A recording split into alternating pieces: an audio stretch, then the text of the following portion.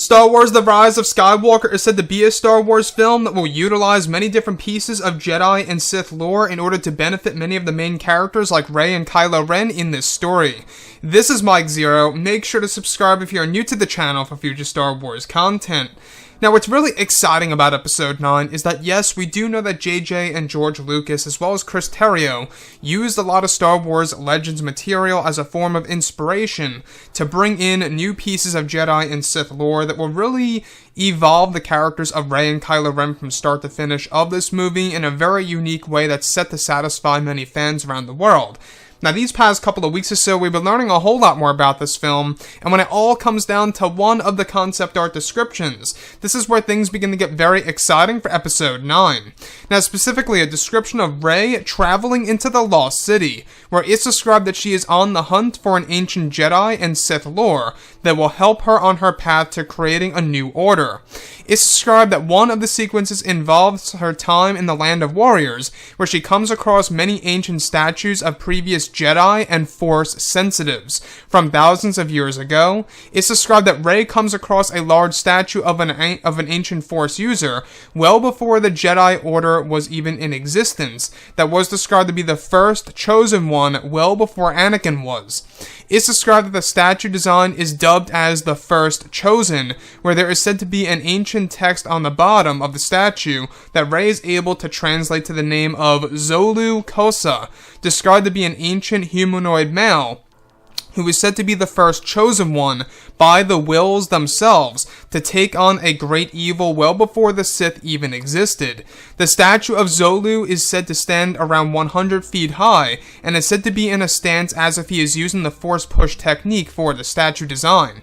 So, let's go over a couple of parts about this, because this is something very intriguing. Now, we have heard about this before in the past, and it does line directly up with this, that part of the rewrites involve the actual Skywalker saga involving multiple chosen ones, if you will, throughout history.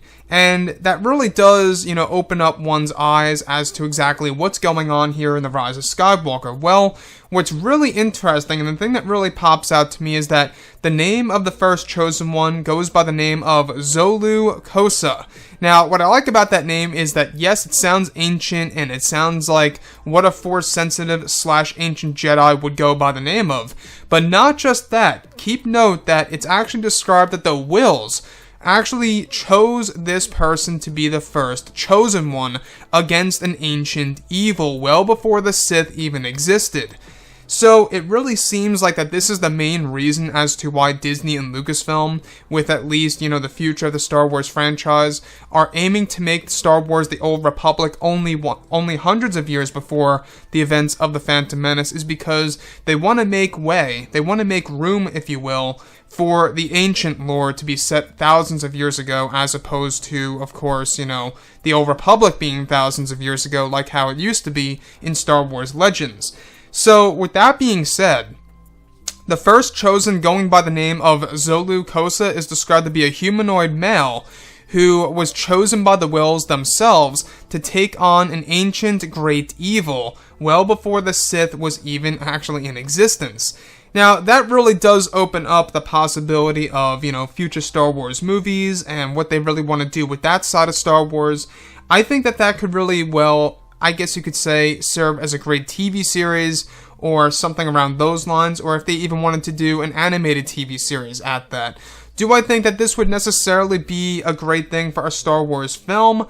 I'm kind of on the fence about saying that. I'm not quite sure if it really would be, because from what it seems, this is a Force-sensitive individual, not necessarily a Jedi.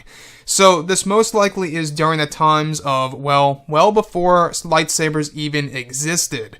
So, with that being said, when we look at Star Wars as a whole, we do know that J.J. Abrams is tapping into the ancient lore, as well as George Lucas. He really wanted to explore that side of Star Wars, and to really explore, the whole entire story of the Wills, and exactly who and where they really are in the Star Wars universe, and the significance of them all in the Skywalker saga that will be fully explained in Episode 9. Now, this discovery by Rey is also to take place within the land of warriors in the Lost City, which is said to be full of ancient Jedi and Sith ruins, as well as new secrets of the Force overall.